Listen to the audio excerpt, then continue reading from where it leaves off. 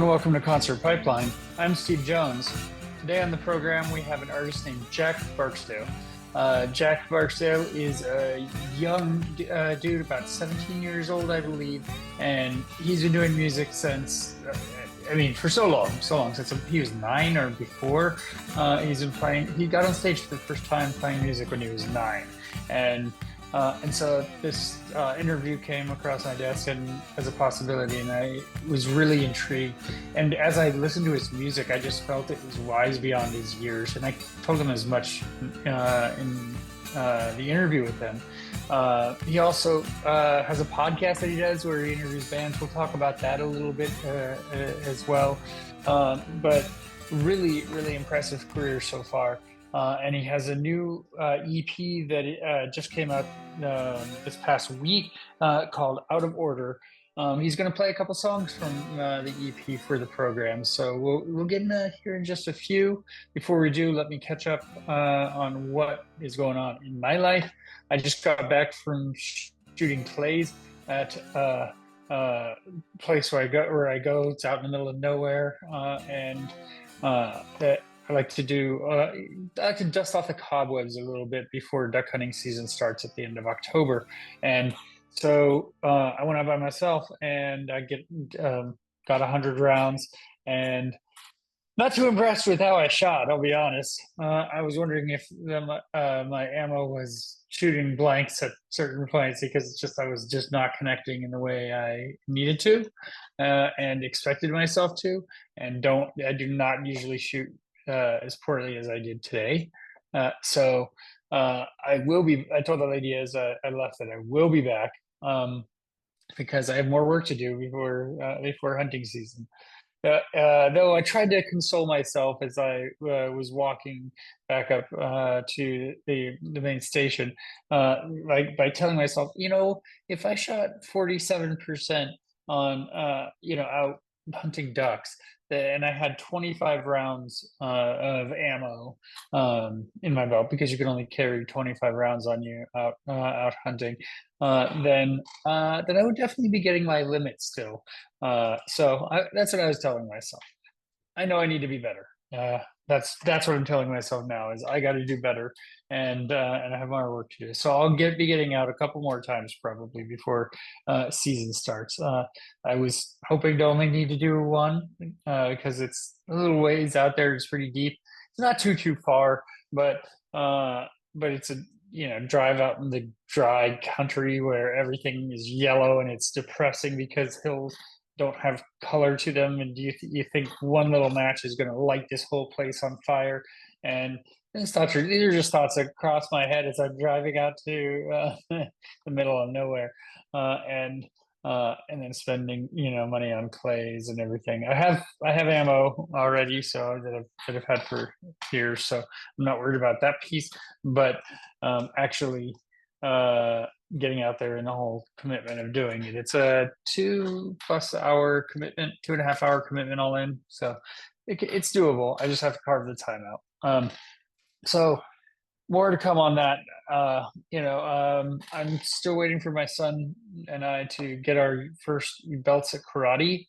We're very close to getting our yellow belt.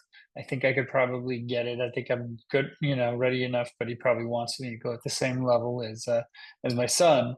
I also tend to go to more classes when I can as well. A couple more than him because I have more time to be able to do that. So, but I'm proud of how he's doing. His mom got to see him do karate lessons today, and they actually interacted with other kids where they don't always do that. They just do karate alongside other kids. And they had a pushing session back and forth with other kids to really kind of have them on their mark and ready, and be ready to be shoved by someone else, and so that was pretty enjoyable. All right, so a little bit about what's going on here. Nothing else too crazy. Going to the Giants game, the San Francisco Giants game tomorrow after watching the 49ers game for a little bit with my dad. So looking forward to some sports tomorrow, and binging Breaking Bad, which is just so enjoyable. I love going back in time and this story, and just eating the whole thing up, even though I know what's going to happen, but just loving every moment of it. It's such a great show, and I can't stop watching it. So that's my joy. Let's go ahead and let's bring Jack Barksdale in, shall we? Before we get into the interview, I want to start out by playing one of the songs that he played for Concert Pipeline off his new EP. Again, his new EP is called Out of Order, and this is a song off it. It is a song called Freak Show. Here it is.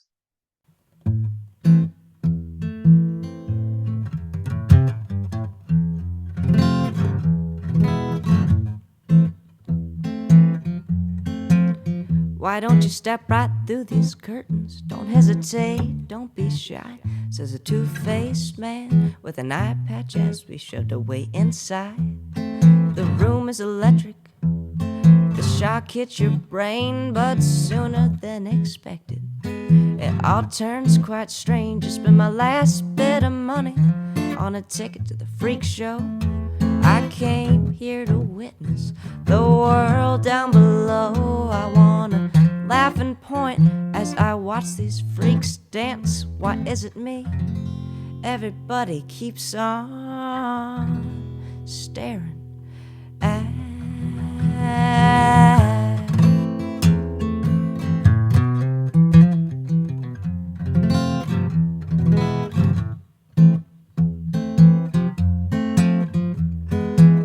Come the clowns, there's 32 a car.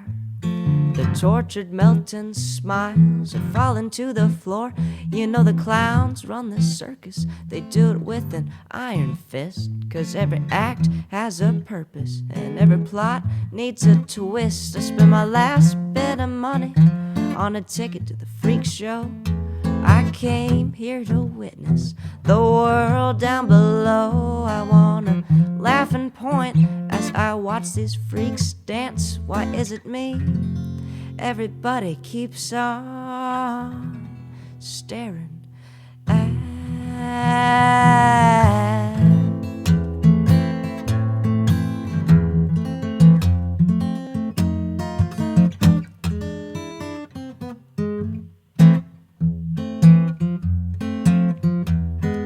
Pyramid is tilting, it tumbles and tears apart. The stilt man is worthless, he's passed out face down at the bar. There's an elephant running round with a monkey on its back, while some fat man in a suit is counting his money by the stack. I spent my last bit of money on a ticket to the freak show. I came here to witness the world down below. I wanna laugh and point as I watch these freaks dance. Why is it me? Everybody keeps on staring at.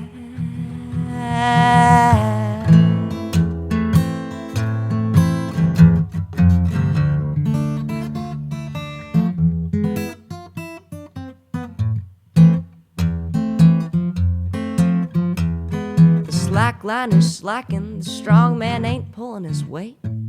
There's an acrobat playing Russian roulette with his automatic 38. Feels like I'm opening the lion's cage. It's hard not to flinch. You can't just swallow the sword. You got to take it inch by inch. Just spent my last bit of money on a ticket to the freak show. I came here to witness the world down below. I wanna laugh and point as I watch these freaks dance. Why is it me? Everybody keeps on staring at.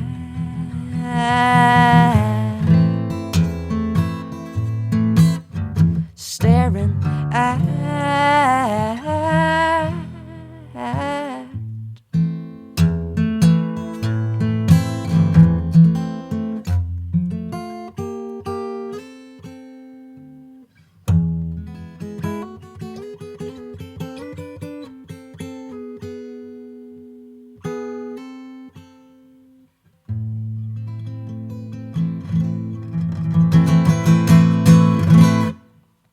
Hey, Jack, how you doing?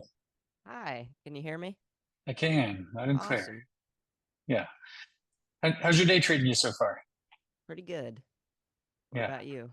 Not too shabby, not too shabby. I just got finished bringing a treadmill into my house. I had to take the front door off because it was like an inch shy of fitting. We tried sideways, we tried Yeah, straight up and down. It wasn't that happening. sounds like a fun morning. Yeah, yeah, yeah. It was so it started off to a good start. We got it inside, so That's good. we did. We had to take the door off though. Oh no. I was like, "Hey, buddy, come over and help me get this thing done. It'll take 5 minutes." Nope. No, that's not how it works. never, Yeah. never 5 minutes. So, but excited to talk to you and hear your story about your music. And I've been listening to your stuff, and uh, I mean, I have a lot to ask you about and everything. And so, uh, Awesome. yeah. So I don't know. I think we might as well start from the beginning. That with that 4-year-old guitar, that guitar you got when you were 4 years old from Toys R Us. Was Oh that yeah. that was the beginning for you, right? Yeah, I guess so. It was you know, me and my sister both got one, and it was they were not super functional. I don't think we knew how to tune them or anything like that. I think we played them with like pennies as our guitar picks. Uh, and Yeah, it just sounded terrible. And I'm like, I always saw kids playing those little toy guitars. I'm like, they look like they're having fun. I want to be able to be having fun with it. I don't want it to sound terrible like this. And uh, so I asked for lessons. And when I was uh, 6, my parents got me violin lessons because the violin's smaller and I had, small fingers. I was 6. And but I really, it was all right, but violin, there's a really big learning curve. And so I think a year later, I got guitar lessons and stuck with that Yeah. uh, pretty much Did this whole time. Were your parents musical? Like I know you're. I mean, I've heard some of your podcasts with your mom and everything, and I can tell she has like an extreme interest in music, just like you Yeah, do. yeah. They don't play or sing or anything like that, but um, they both love music, and uh, like my mom loves a lot of songwriters like Kevin Welch and Lucinda Williams, uh, and my dad's more of a '90s grunge, uh, rap kind of guy. Uh, but they both loved music, and when I wanted to get into music, they were very encouraging. So. Yeah, and your sister got one of the little guitars too, but did she pursue music like you did as a child? Or? N Not I mean, she did, get, piano lessons and, stuff like that, and, she's a great singer, but, she's not really one for attention and, being the center of attention that is kind of, uh, called for playing music. And where did that come from for you? What The comfort being on stage and everything, just being in front of the playing live in front of people. well, I think probably if I had started just a few years, maybe more than a few years, but just a few years later, I would have been terrified. But I was so young when I started that I didn't really know what to be scared of. And then over the years, I just got comfortable with it. And so even if I was nervous or anxious, there was a comfort that I had already done it, so many times. So Yeah. I got pretty lucky. Yeah, yeah. And was it like 9 years old when you got on stage for the first time? Yeah, yeah. It Yeah, was Lukenbach, Texas. It's a really cool place, and so I at that point I had started whenever we would go on a trip or something. I would bring my guitar in the car with us. At this point, I'd gotten a slightly better guitar, and so I got it out to get a picture in front of the Lukenbach sign, and one of the staff members walked by and said you should play in the picker circle, which we didn't really know what it was, but we went and looked at it, and it's uh, I don't know if exactly if it still exists in the same form, but it used to be every Sunday that a bunch of the locals and a couple tourists thrown in there would sit under this big tree and play music, and they would take turns in the circle, and everyone would play on everybody else's song, and it was really cool. Uh, so I met some people there, and then through that, I found a picker circle that was closer to our house, and I would go there almost every Sunday, and that's how I really started playing. Yeah, and I'm interested in kind of the music that you got into when you, especially when you were, much younger. Like, I mean, how do you find these artists? Like Towns Van Zant's one of your favorites, Mhm. um, and I'm not even really familiar with his with Towns Van Zant's stuff. I was listening to him a little bit this morning, but I mean, like, how does that come about for you? Is that your parents, or do you find that on your own? Well, I think through my mom, I had me and my mom both had a vague kind of understanding of Towns and Guy Clark, but didn't really know a lot of their music.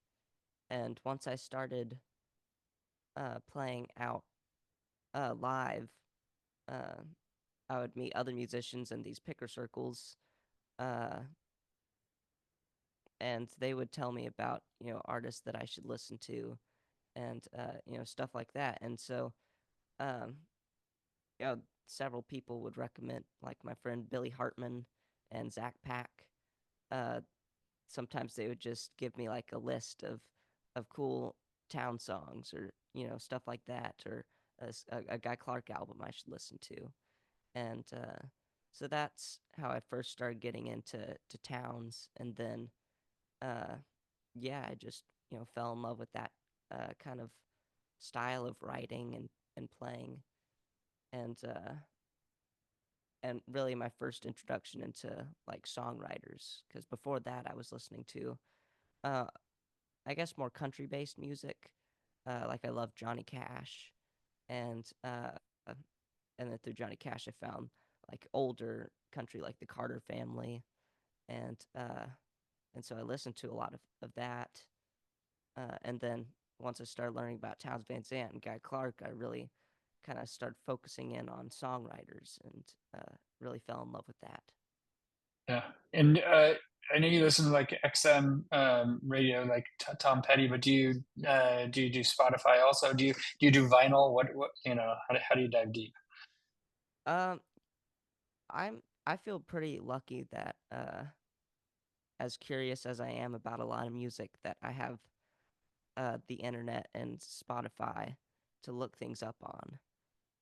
Because there's several things like all these Towns and Guy Clark albums, and and same goes with several different artists that I would have never found some of their music if I didn't have it all right in front of me, ready to listen to. Uh, and so yeah, I do Spotify, and and uh, and I do buy CDs and records, but a lot of times that's once I already know that I like an album. So Yeah. a lot of times when I'm finding new music, it's through Spotify. Yeah, it wasn't that easy when I was your age, so you know, and I started interviewing bands about when I was your age too, Hmm. and that sort of thing, and so like that was kind of a way going to concerts and getting to see bands and get to know music that way is kind of how I dove in among I mean I had Yeah, friends kind of influencing me, in a yeah, way too, so but definitely. it wasn't as easy as a click of a button really when I I know. when I started out, and so yeah, that's really interesting to me. Kind of that ability, and so when you listen to artists like this, I mean, and you're going in and you're writing your own music. Tell me kind of about your process, because I hear your music and I mean, it's, I know I'm not the first to tell you this, so you're not going to be floored, but it's like beyond your age. I mean, really, it's like it's so advanced. Kind of the topics, but also kind of your ability to rhyme words that most wouldn't even attempt to in some of your songs. I should have written one down, but I think you know what I mean. Like it's pretty impressive. Yeah, well, I don't know when I'm writing, it kind of depends on what I want the song to be or what I think the song is turning into, and that kind of dictates the writing style and where it's going and all that. But generally, when I started, uh, and so it changes every time, and has also changed, you know, over time. But especially when I started listening to a lot of songwriters, uh, you know, Towns Guy, John Prine, uh, I, and even Leonard Cohen, it really kind of started. I started almost, trying to take all those different styles and either put them into one, or maybe I was like, I want to write a Townsy kind of song, or I want to write, a Leonard Cohen kind of song, and so then I feel like at some point it almost got to almost too mimicky kind of thing. Uh, so now I try to just take all the different kinds of music and kinds of writing styles and artists that I like and kind of smush them into a weird hodgepodge. Yeah, Which I think I always kind of unintentionally did. But yeah, it really depends on the song and what I'm going for. Sometimes I have a set thing that I'm going for. Sometimes a line will just pop into my head, and then I'll really work on that, and it'll start going in all these different directions. And so sometimes it goes on its own. Sometimes, uh, I have a vision for it. Sometimes that vision ends up going into a place on its own. So it's kind of all over the place. yeah. Um, how old were you when you went to your first concert? Um, Probably about 7, around the time I started learning guitar. Yeah. Was it that same sort of music? Do you remember who it was? This first show? Um, I think the first 2 shows I ever saw were uh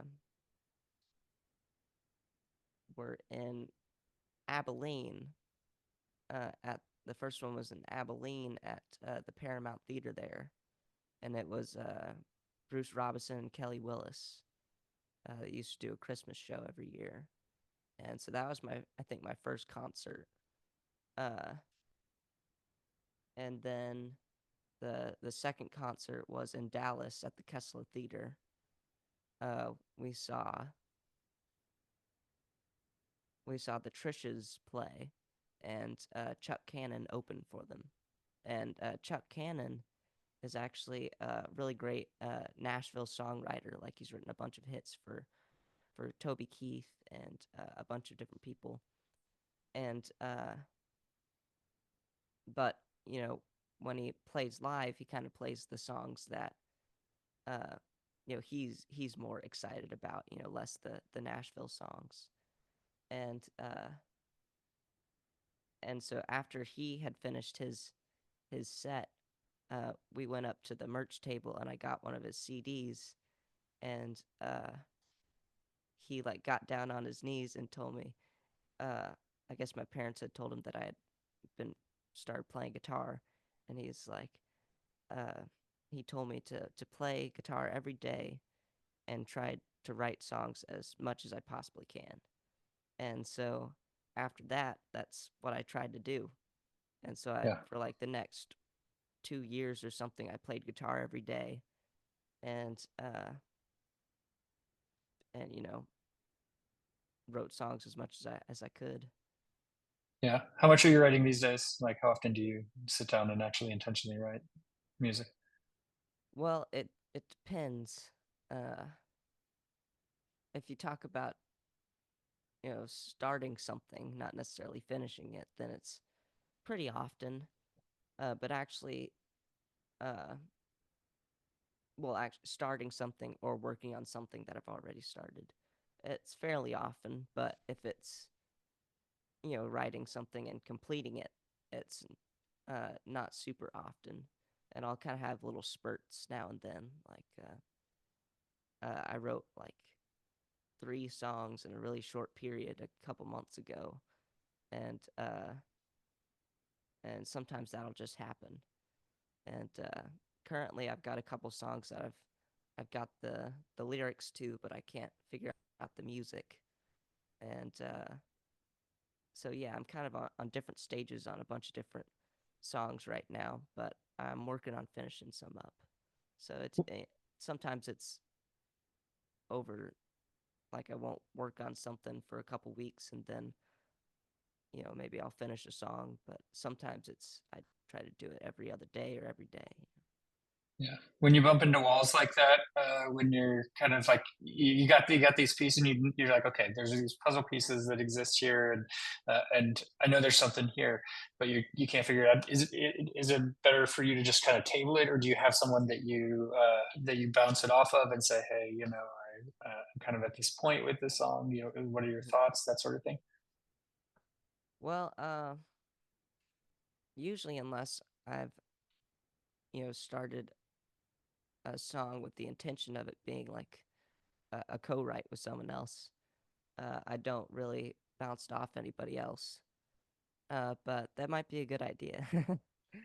uh, no, usually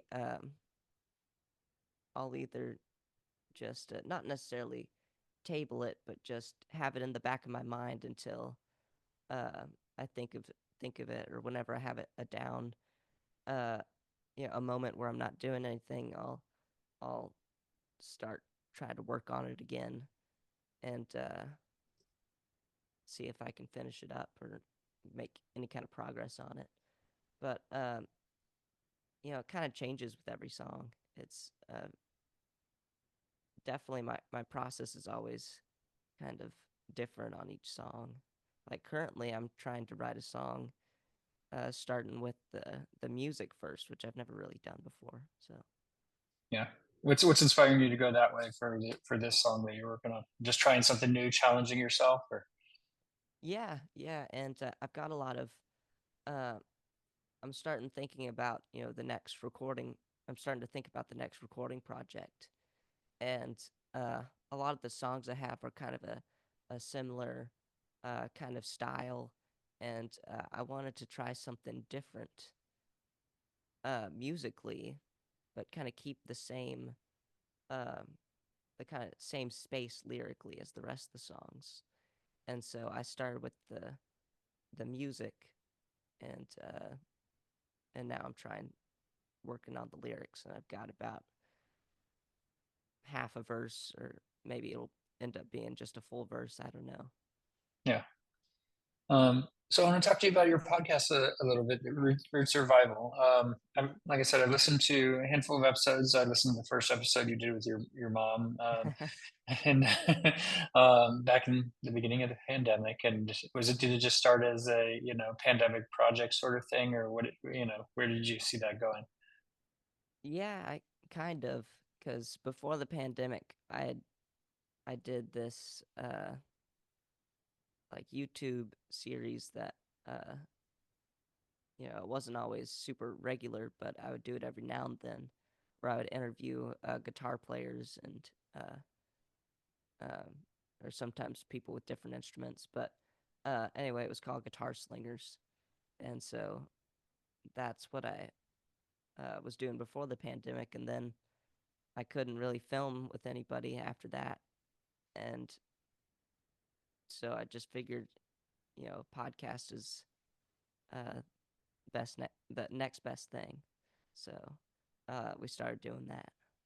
Yeah, yeah. I'll tell you that the pandemic obviously had a lot of downsides, but one of the upsides is Zoom. I mean, like really became prevalent through through the pandemic. And I used to always, I mean, I've been doing this. show for over right. I mean, in this iteration for over a decade at this point, Mhm. but being able to talk to people like you and people from all over the world, I mean, I used to just I'd have to go to the concerts. I live in the Bay Area of California, Mhm. I'd go to concerts and interview bands around sound check, and you have to fit it into like this little window, and Mhm. they're hungry, and then there's music, another band playing in the background, and that Yeah. sort of thing, and and now it's like, okay, you can do it in people's homes, and it's a lot easier and freer, and they're Yeah, comfortable too. Um, definitely. so it's cool. I mean, you've gotten to talk to some cool people through your through doing the podcast as well. Mhm. One Matt Sorum was one that Oh, was yeah. really interesting to me. That guy has a lot of passion, and he seems to like take you under his wing in a sense, and kind of gave you some advice, which I want to talk to you about. Like he said, you're going to find fame and success, and he told you to be true to yourself, and you're going to get 100 no's before you get the right yes. When you hear that, what do you what do you walk away with? What does that mean to you? Um, I don't know. I mean, it really depends on who it's coming from. So, from Matt, it's a little different than most people. Yeah, But no, I think it's great advice. I just hope it ends up being true. yeah, yeah. Do you feel like you have to live up to that a little bit in a sense, or you're just going forward and doing your thing? I don't know. I'm just trying my best to uh work towards that. Yeah, Uh, you know, being like you said, being true to yourself. It's a lot harder, or a lot easier said than done. And so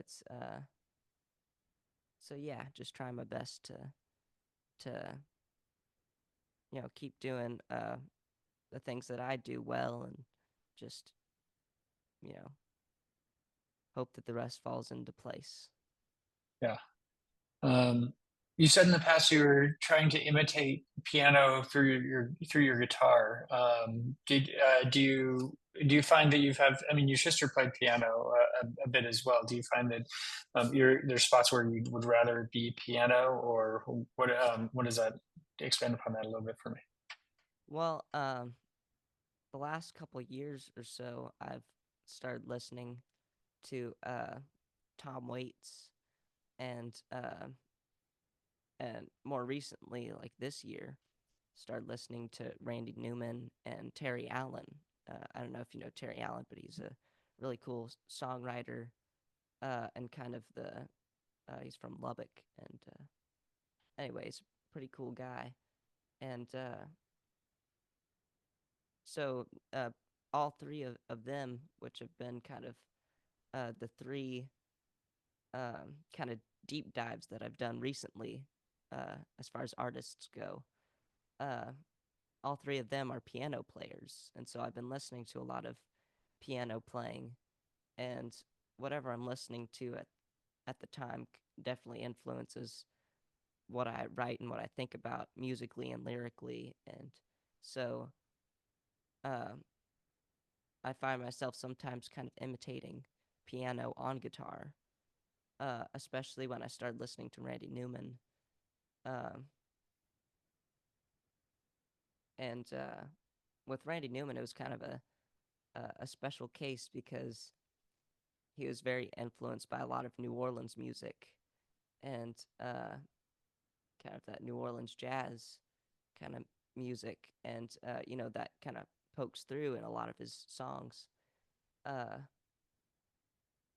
so uh, I've for the last 4 or 5 years have sometimes I'm really into it, sometimes I'm doing other things, but I've been getting into old blues music, so like Delta blues and more specifically Piedmont blues. Hmm. And Piedmont blues is kind of a style that takes ragtime, like ragtime piano playing, Yeah, but and blues music, and it's usually on guitar, and kind of uh, puts them together and to this new genre called Piedmont blues. And it's got lots of different you know each artist kind of has their own variation of it, but it definitely has ties into like the New Orleans kind of sound uh, and similarities. And so I had learned how to do a lot of that kind of stuff on the guitar. And I was hearing Randy Newman do similar kind of things on the piano. And I kind of started, doing some more of the piano kind of things. And so I wrote a song when I first started listening to Randy Newman, kind of inspired by this new kind of writing style that I was listening to that Randy Newman does so well. And and I found myself really mimicking his piano style on guitar. And that one's called Law and Order. And I Yeah, released it as a single recently, and it'll be on an EP coming out on the September 13th. yeah. I saw the video for that one, and Oh yeah. it's the video, but it also has the lyrics that accompany it as well, Mhm. which is pretty cool. So um, I like it. And I mentioned Tom Petty, but I want to talk to you a little bit about Petty because I know you and your family are big fans of Petty. Mhm. You would have been too young. I mean, you probably didn't get to see him live No, ever, right? Did your mom sadly. did your mom or dad ever get to see Petty live? No. Uh, We yeah, they kind of got into Tom Petty later in life, probably around uh I mean, I was old enough to remember it, so probably early to mid 2010s. hmm We have some cousins that are really musical, and they, love all sorts of music, and they introduced us to his album Highway Companion, which it's one of the three solo albums that Tom Petty did. It was the last solo album he did. I think it's in 2007, maybe around that time. sounds about right. And it's one of his best albums. I really love it. And so that was kind of when we first started listening to Tom Petty, and my parents were finding out that, he had a lot more music than just, the hits. Yeah, And I was listening to these songs just as the first Tom Petty songs I knew. And so yeah, and then we got Tom Petty Radio once uh Sirius XM had that station, and it's we've been listening to it uh kind of nonstop for the last, I don't know, 5, 6, 7 years. And yeah, so it's turned us into the most knowledgeable casual Tom Petty fans out there. yeah. You know deep cuts and everything too. So Yeah, like that, we know all the stuff that isn't even on Spotify, the stuff from the, I think it's called the Playback album that I think that was done in the 90s. uh and all the different stuff that they play on there all the time, the live versions, the yeah, so we know a whole lot about Tom Petty and the Traveling Wilburys, and uh even like but Mudcrutch. uh and still we aren't really uh like super crazy uh like listening to Tom Petty around the house all the time. uh but we're very knowledgeable and love Tom Petty, so yeah, yeah. it's kind of I funny. I had the chance to see him live three times, Oh wow. and once in '05 and once in '06, and those two were really special because I had a photo pass, and I knew his publicist, and Mhm. so she got me into the show, and so he did the photo pit differently than most bands do. That most bands will give you the first three songs of a set, but would allow the photographers to be in the set for the whole set if you want. Oh wow. So I'm seeing Petty for 2 years in a row, and it was just incredible. And That's the second, awesome. yeah, the second year Stevie Nicks came out for five songs, and that was just mind blowing as well, you know. Yeah.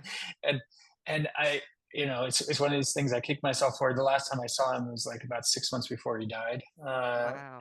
and he played, festival here. I mean, I was living in Napa at the time, and he was playing at the festival in Napa, and I literally biked to it. It was 3 miles from my house, and Yeah. and I, I kicked myself because I left halfway through a set. Uh, Because it was one of these moments where it's like I was so far back, and people were shoulder to shoulder, and I was yeah, exhausted after a day of festival, and yeah. I think it was my birthday, and so I was like, I want to go visit a friend, and afterwards instead, and then Yeah, of course, yeah, and then what happened, and he's no longer, and you're just like, okay, well, I was comparing it to having seen him like a decade before and being close to the front row, and I shouldn't yeah, have really done that, but still had that moment, which was pretty cool. yeah. That's awesome. Yeah. Um, so I want to touch a little bit about your album's "Death of a Hummingbird" is your first album you put out, right? Hmm. And so like tell me, I mean, tell me your process going into recording those songs. Was it just you? Were there others that played on it too, or did you play all the instruments? No, I had my friend Mike Meadows produce it, and he's also a great percussionist and drummer, and so he played the drums and percussion on it, and uh, and then Mike plays in Hayes Carls's band, and so Hayes's bass player is Jared Reynolds, or at least is at the moment it is. Uh, I think he's been there for about I think probably 3 years now. And anyway, he's a fantastic bass player, and so Mike brought him in to play on the album, and so he's playing the bass and Mike is playing the drums, and then I'm playing uh, all the string instruments, and then the engineer Dex Green at the studio, uh, he's also a really great musician, and so he played some Wurlitzer on the song. I don't think it was an actual Wurlitzer, but it was the Wurlitzer sound, and it was really cool. I think that was on the song Trances, What's and a Wurlitzer? I don't know that I'm familiar with that. it is a kind of electric piano, Okay. and it's got a fantastic sound. Uh, yeah, that's one of my favorite sounds is any kind of electric piano, the Rhodes piano or Wurlitzer, any kind. It's a cool sound. Yeah. It's Yeah. the electric piano is what Ray Charles uses on What I'd Say. So, Okay. yeah. Yeah. And so how long did it take you to pull that album together? Did you have most of the songs written going in, or Yeah. Yeah, all the songs were written. We didn't have time to really do any writing.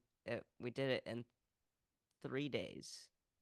And wow. so it was uh 11 songs, but two of them were instrumentals. So and they were just acoustic, so that was, pretty easy. Uh but yeah, 11 songs in 3 days, and it was pretty hectic. Yeah. Did you Uh, envision opening the album with an instrumental song? Like, does it going yeah, in? Or, yeah. yeah. I had two instrumentals going into it, and so I uh, I thought it might be cool to bookend the album with the two instrumentals that I had, and I think it worked pretty well. Yeah. Uh, yeah, I dig it. And then I mean, you had a second album, Phantom Trails, which is all instrumental. So tell yeah. me kind of about that approach. Like, tell me, kind of stepping away from songs with lyrics and just kind of being vulnerable, letting the instruments make the music.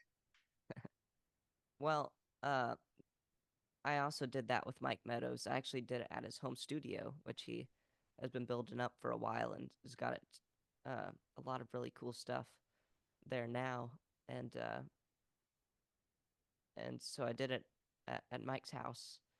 And before we even got there, we had been sending, Garage Band. Well, mine were Garage Bands. I'm not fancy. Garage Band files back and forth, and working on uh these instrumentals, and we wrote a couple in the studio, but most of them we had done beforehand, and yeah, what the reason why we decided to do an all instrumental project uh, was because my voice had started changing, and Yeah, I was having to change a bunch of the keys to my songs, and I didn't have a ton of songs to record at the time. I don't believe, and so we figured that it might be fun to just release an instrumental project because uh the music industry is so different now, and you kind of have to be constantly releasing stuff. And so that was just a cool idea that we came up with, and it ended up being really really fun, and I like the instrumentals that came out of it. yeah. Um, with going back and playing your songs from your first album, you mentioned like your voice changing. Does that change how you approach kind of playing the songs live at all, or is it still kind of just the same?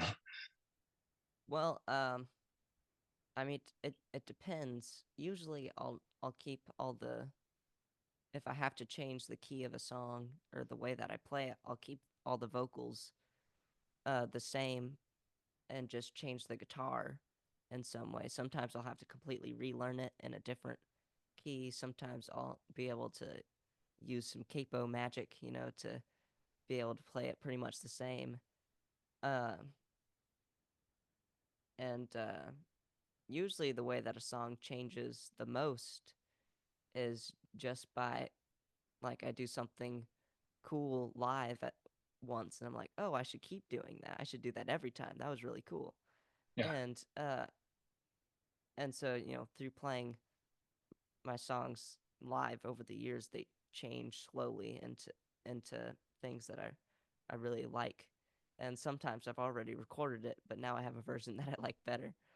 Uh, but yeah, it's kind of funny how songs evolve like that. yeah. And talking about playing live, I heard like one of your mom mentioned in one of your podcasts, like you'll do like a 2 hour long set. Is that mostly your songs, or do you do a lot of covers when you play live as well? Well, I think it's been a pretty long while since I've done a 2-hour set. Stay away from those. That's very ambitious. So Probably the longest I've done is like an hour and a half, maybe. yeah, And those are pretty rare, but usually in those cases I'll do a couple cover songs just depending. I mean, I've got a lot of slow songs, and so sometimes I'll need to uh, you know dip into someone else's repertoire to get a faster song. yeah, Uh but usually it's like 90-95% originals.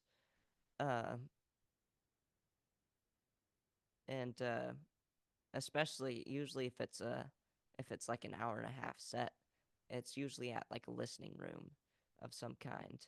And so in that case, I've got a lot of songs I can play because I've got a lot of songs that I can't really play in a loud room, with people talking.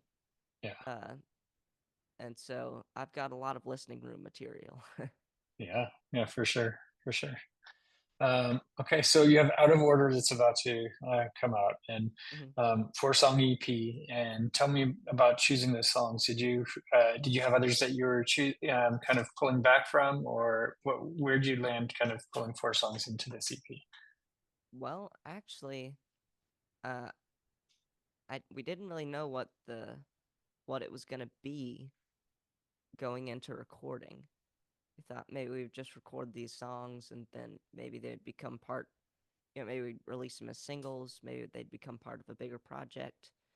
Uh, so we only recorded 3 songs. Uh, and that was, I think, Freak Show. No, Dead Man Walking we recorded first. And then we started recording Freak Show, and then the power went out at the studio. No. There was a thunderstorm. And, so then we had to we couldn't do anything else the rest of the day.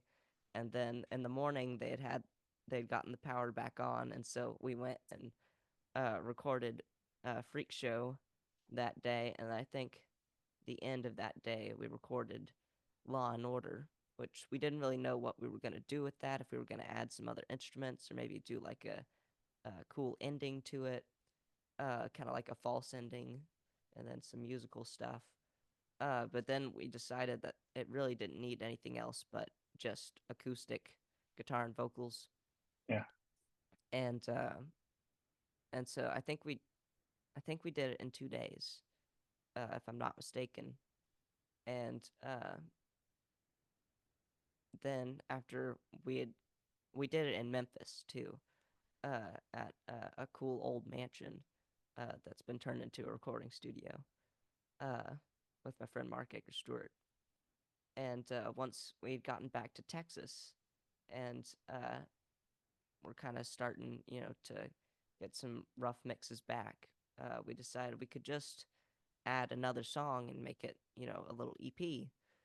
And so I ended up going to a local studio here and recording Insanity Defense Exhibit A, and then we sent it back to Memphis. And Mark, who produced the project and played bass on everything, he added some cool bass to the song, and so that one's just guitar, bass, and vocals. And the songs are really all very different production wise. You got two Yeah.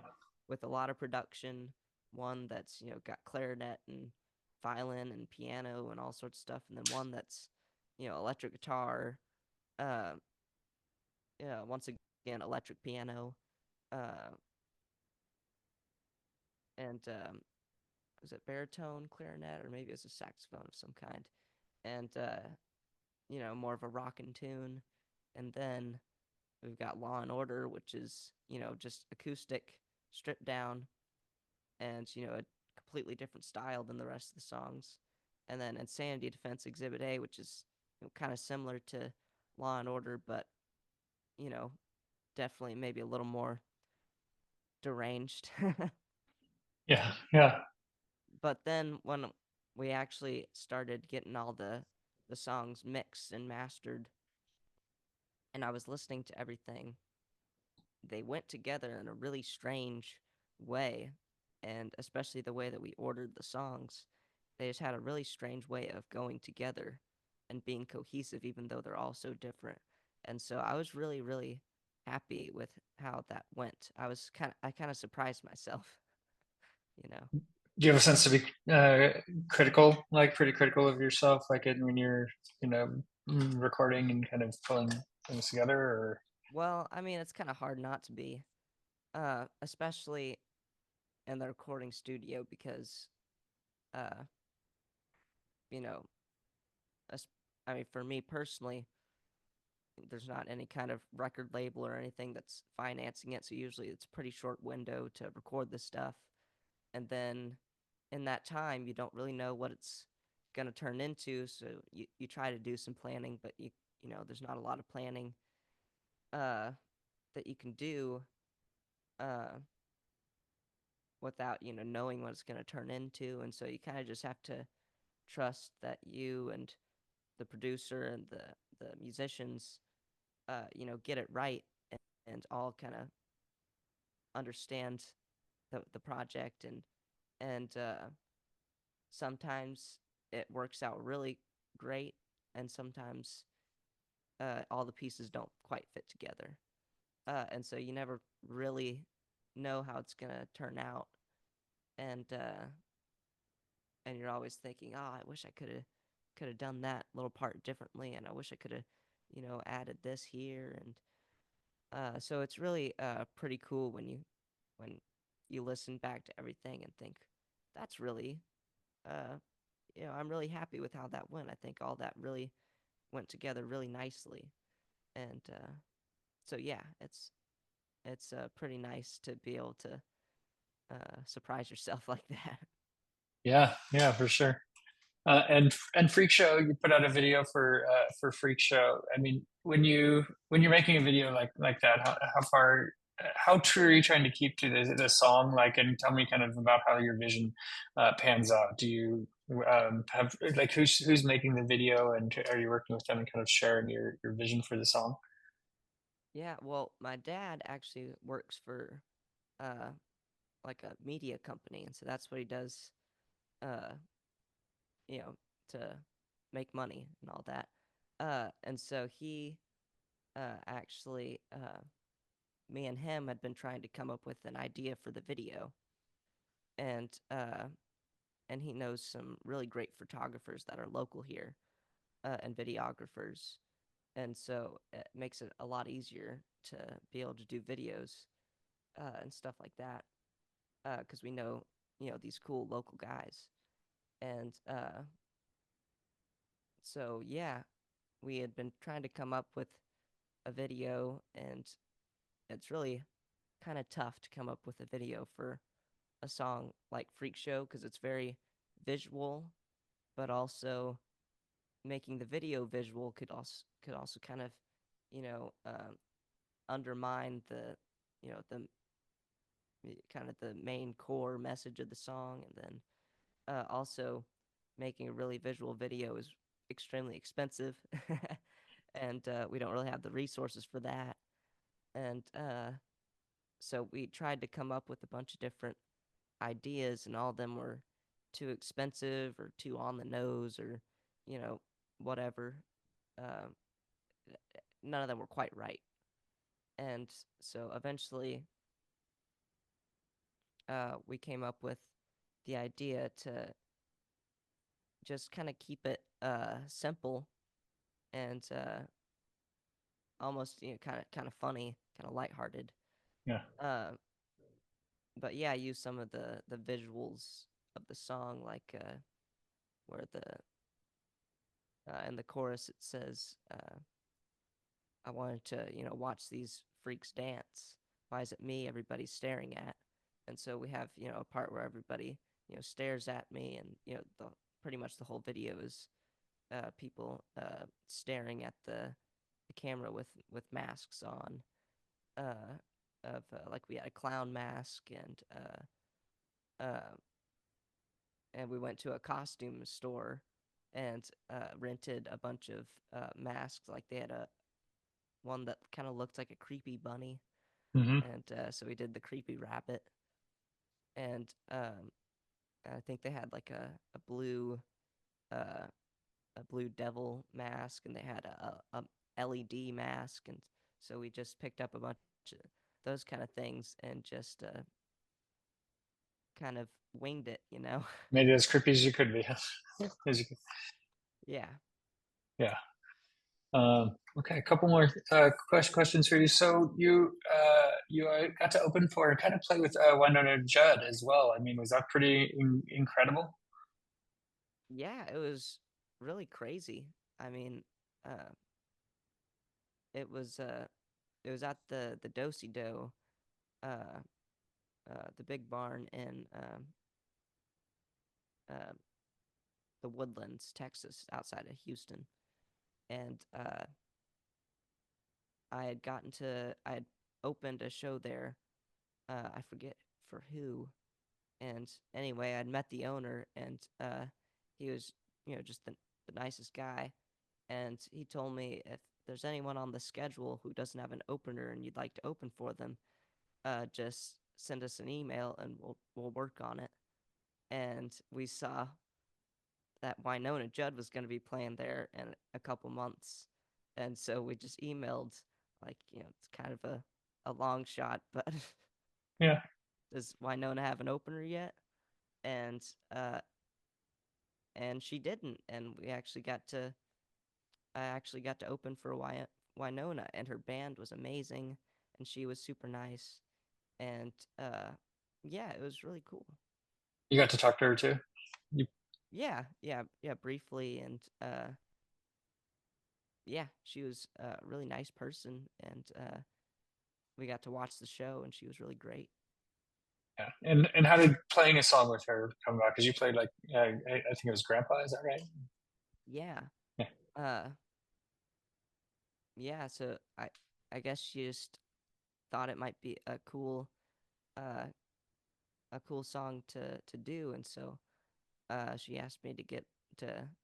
I think she had one of her bandmates go find me and ask if I would do the song, and so uh, I learned like what the chords were real fast, and and yeah, it was pretty cool.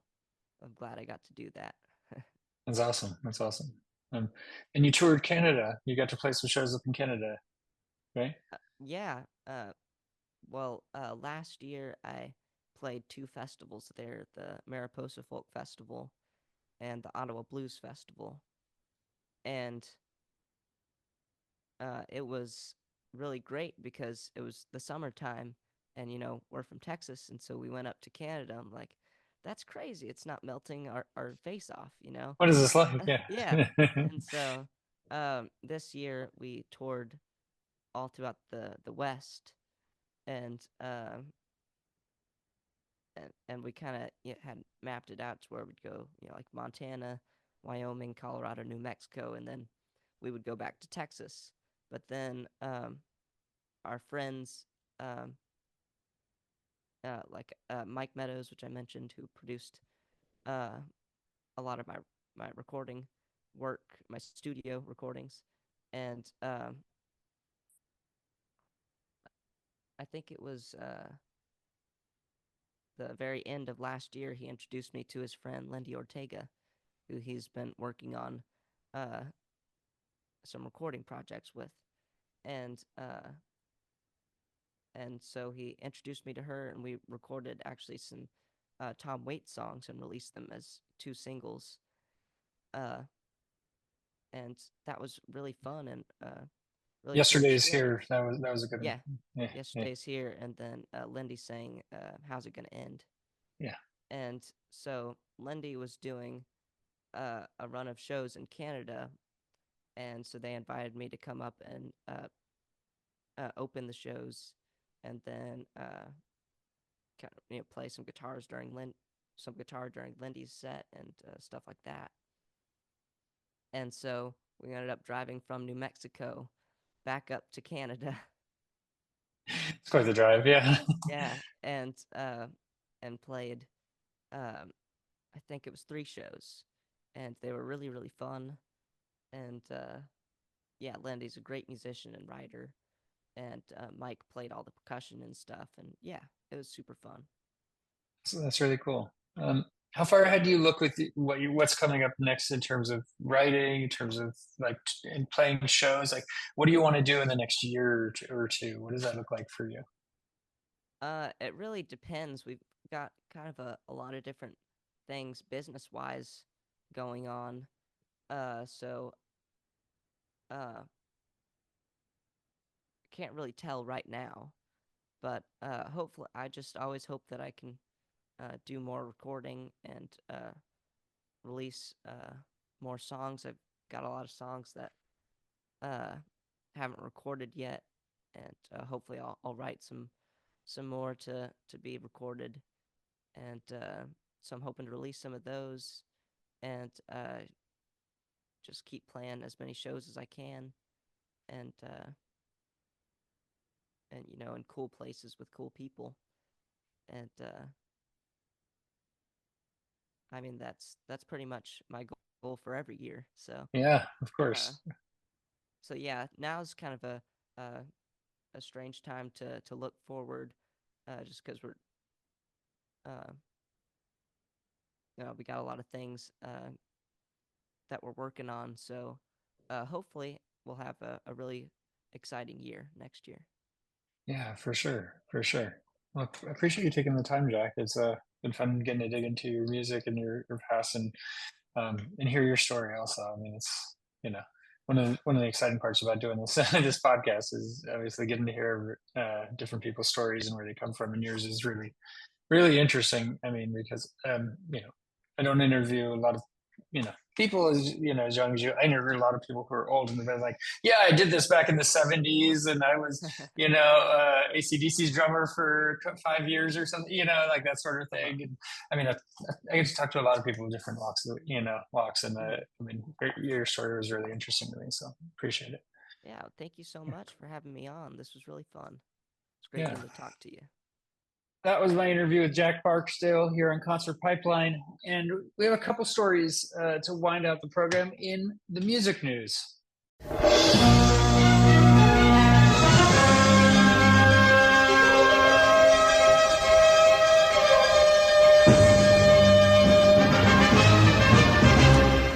Okay, so let's do these couple stories here. Talk about what's going on in music news. A couple of longtime rock stars who should know better. Let's just say should know better. I've had some major fallings this week. One that I am very disappointed in, and I had some buddies over yesterday. Actually, it was my son. He made a friend, and his friend came over, and they were hanging out. And I was talking to the aunt and uncle of the kid, and we were talking about Dave Grohl. I was watching YouTube, see the picture me and Dave Grohl, and one of them used a line that they saw in memes that said, "There goes my hero," and I don't want to laugh at that. I don't want to. But Dave Grohl is somewhat of a hero of mine. And if you go back on episodes of Concert Pipeline, you'll hear that many, many, many wind out with a Dave Grohl or Foo Fighters story because he's just a cool dude who marches to the beat of his own drum. He made a mistake. He made a big mistake. And hey, for a man who has virtually no blemishes on his record and just walks a straight and narrow, is a fun guy, cool to everybody. He became a father of a baby girl born outside of his marriage, and he posted this on Instagram. There's speculation that his wife knew about this well before the Instagram post, probably a month before, because she was seen walking with him, and she didn't have her wedding ring on. So she apparently knew about it before, but he made it public now. And he claims that he aims to be a loving parent to his new daughter and earn his family's forgiveness. Him and his wife have 3 daughters together, so this is his 4th baby girl. No boys for Mr. Grohl. No one carrying on that name apparently. But he said his wife Jordan Bloom. He said he loves his family. He recently became the father to a new baby daughter born outside of his marriage. I love my wife. I love my children. We're grateful for your consideration towards all the children involved as we move forward together. He kept it brief, hasn't done any interviews talking about it, probably isn't going far outside of his house until it blows over. But there's been some other stuff that have come out after this about previous infidelities in other relationships, possibly beforehand, and stuff that maybe didn't hit the press as hard or faded away over time. Just a bummer. It's a bummer. He's human, and he made a fucking stupid mistake. That's all I gotta say about that, really. The next big rock star that had a big falling out is Perry Farrell. And Jane's Addiction recently got back together in their original lineup with Dave Navarro. And Perry Farrell has not been doing well. I've seen posts online for like photographers and his show a couple of days ago. It said that he was just drunk and he was mumbling through, like forgetting the second verses of his songs, like just obviously incoherent and drunk. And this photographer left the show early because just couldn't sit there and watch this catastrophe happen. So the band recently reunited, and Friday it kind of everything came to a shocking head. There's footage by fans. The band's concert in Boston was halted when Perry Farrell punched guitarist Dave Navarro for seemingly no reason. I mean, he looked over at Dave Navarro, and he just got fire in his eyes and went in and attacked him. Dave Navarro seemed to keep his cool and didn't attack back, but then the fight was broken up. And he was restrained. Farrell was restrained by crew members and a man who appeared to be bassist Eric Avery as he threw punches and was pulled away from Navarro. Jane's Addiction was on the reunion tour, original 4 members. Fans were really excited. Tickets were really expensive. And the band was also slated to play Bridgeport, Connecticut on Sunday. Not sure if that's happening or not. A photographer named Brian McKenzie spoke out about the incident. I was shooting the show for the venue. That clip really had everything notable that happened on stage. Perry had a huge bottle of wine with him all evening. Navarro and Avery kept chatting with each other the whole show and seemed angrier than normal. And McKenzie added that the crowd thought the band members were joking, writing everyone thought it was a bit, a weird one, but like it was almost encore time and it seemed like one way to have the band leave the stage. But 2 minutes later, house lights and walkout music and the show was over. We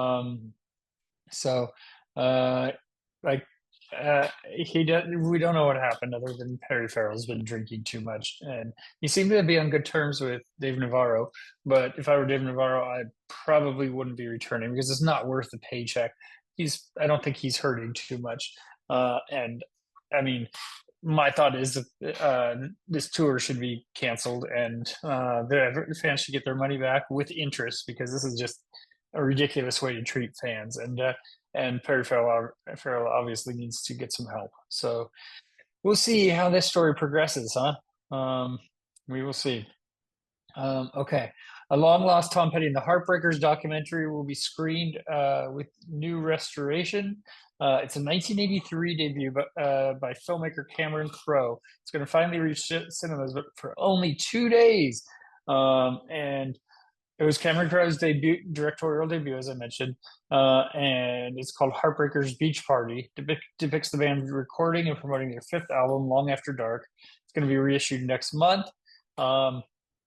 Never made it to cinemas in the 1980s, as Crowe reveals in a press statement. The fact that it was yanked from MTV after only one airing at 2 a.m. just shows that it was indeed an outlandish feast for fans in all the best ways. The film will be released October 17th and 20th.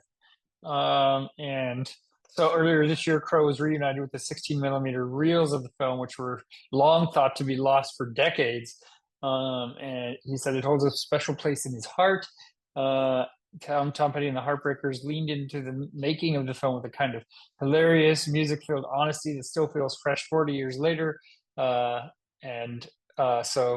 you can check that out in October if you are a Tom Petty, a Heartbreakers fan. I talk a little bit about Petty in my interview today, huh? Pretty cool. Okay, and last story is a fun one. Jack Antonoff jokes that he's mortified he used earplugs at the 2024 VMAs following a backlash. Some fans had accused him of wearing earbuds to block out Katy Perry's performance.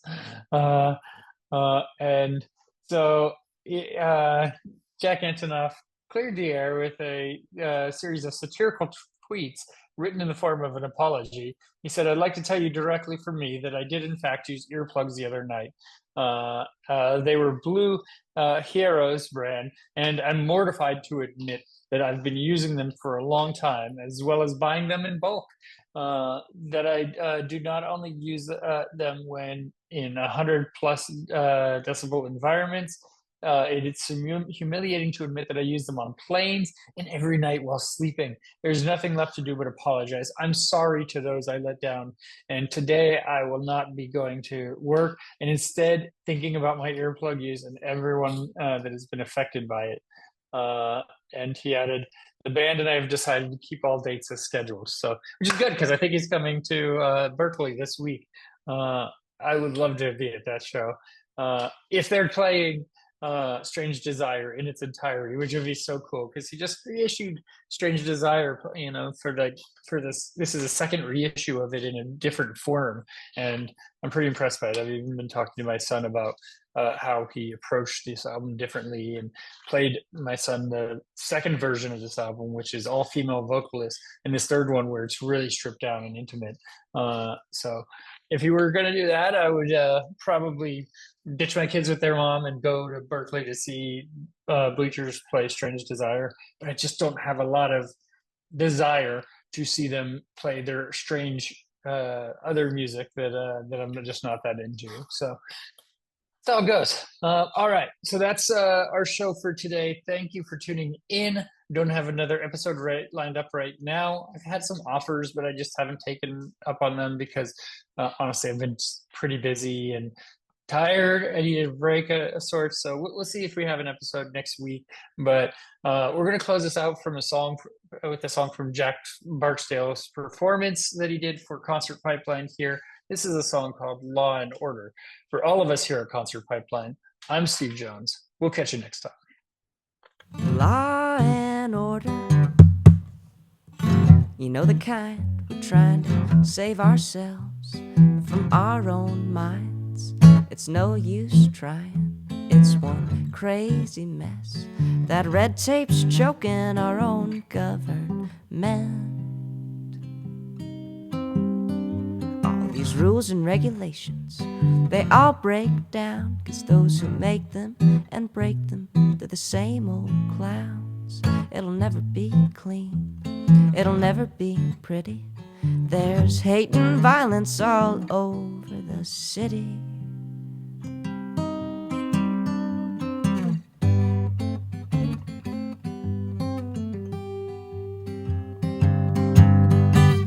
We are not holy, we are not pure, we're nothing special, nothing more.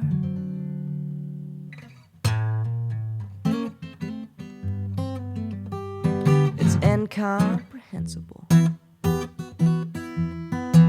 sad but true.